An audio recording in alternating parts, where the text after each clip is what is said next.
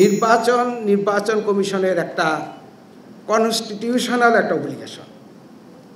সঠিক নির্বাচন করা, ফ্রি অ্যান্ড ফেয়ার নির্বাচন করা নির্বাচন কমিশনের একটা সাংবিধানিক দায়িত্ব এবং কর্তব্য। আর সেই সাংবিধানিক দায়িত্ব কর্তব্যের অন্যতম নিয়ামক হচ্ছেন, শক্তি হচ্ছেন আপনারা। এখন প্রশ্নটা হলো যে শুধুই কি নির্বাচন কমিশনের সাংবিধানিক দায়িত্ব? তাহলে সূরা নেসার যে আজকে আয়াত পড়া হয়েছে তার সাথে এটার কি তুলনা? শুধু একটি কথাই, যে আমানতদারি, এটা আপনার উপর একটা পবিত্র আমানত। সুষ্ঠু, সুন্দর, নিরপেক্ষ নির্বাচন করা নির্বাচন কমিশনের উপর একটি পবিত্র আমানত।